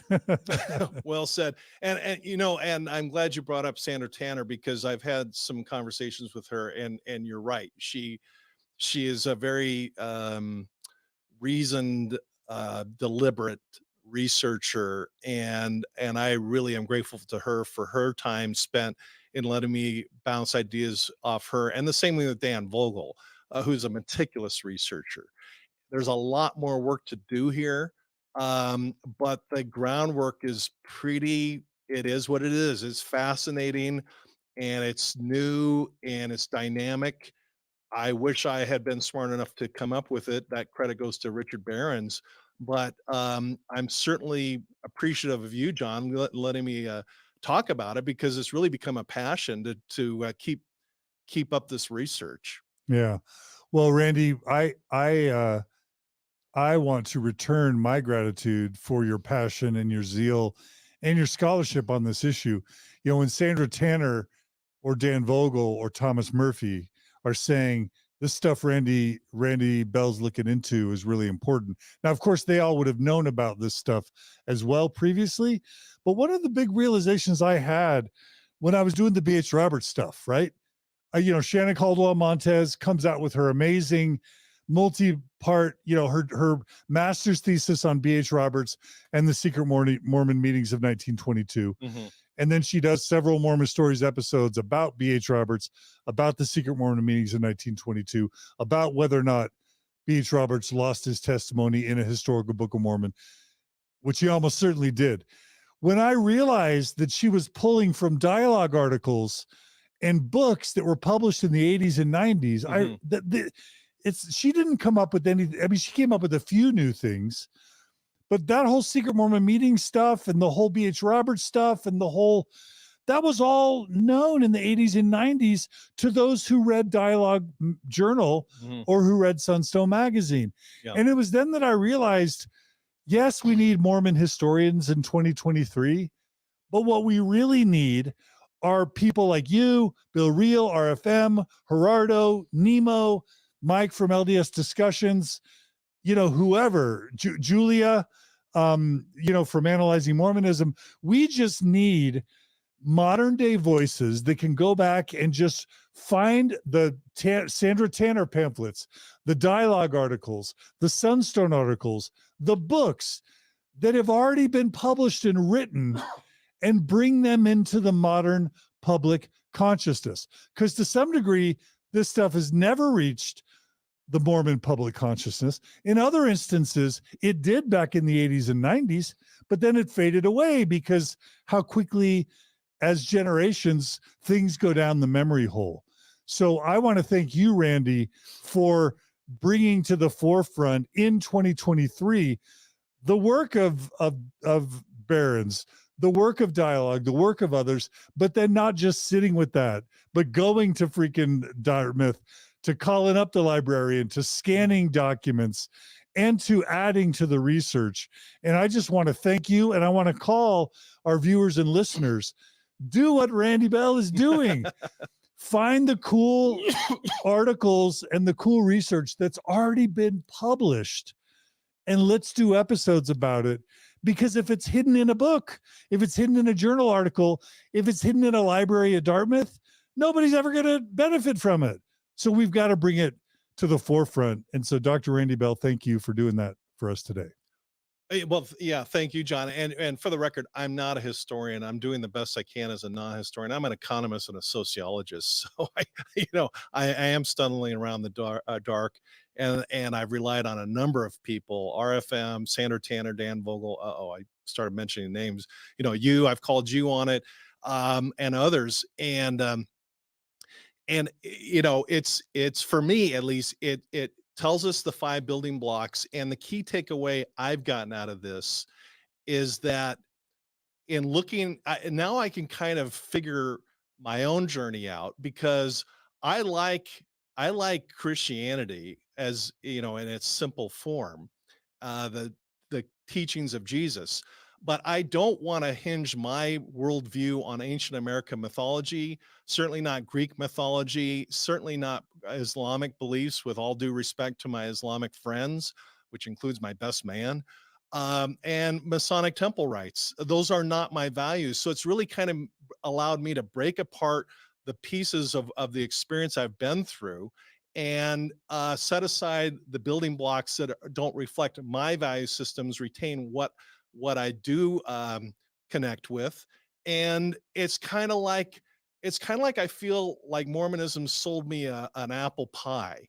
And then I realized later, once I get overweight and diabetes and everything else, that there's very little apple in apple pie. It's mostly lard and sugar and oil and all this junk dumped in with it. And I don't want that stuff. I just like the New Testament, and that it's no more complicated than that. So that's kind of what I've learned about myself in kind of putting this together and being so passionate about figuring it out.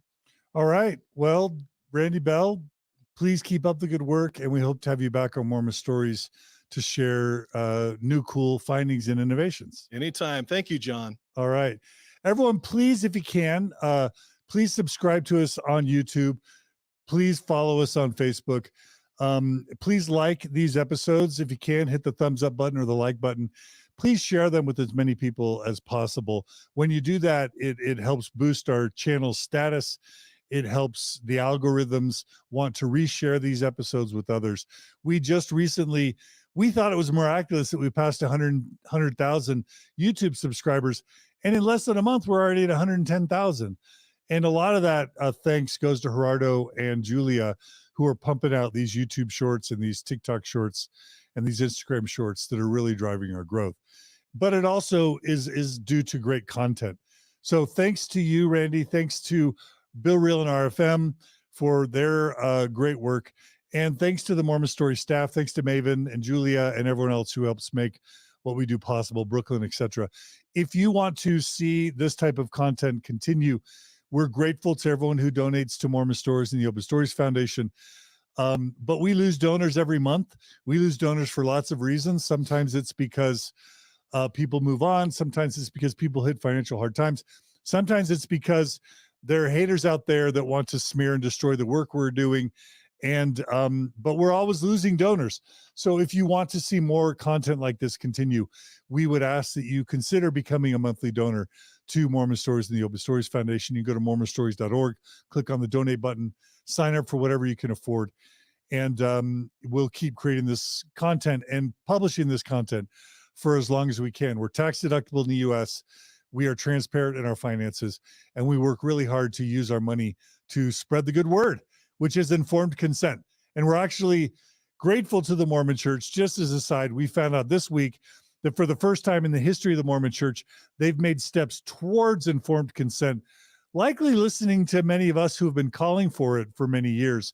They just added to the Mormon temple ceremony at the beginning, when they normally invite people to leave, they just added some verbiage describing the covenants that the attendees are going to be committing to before the invitation to leave.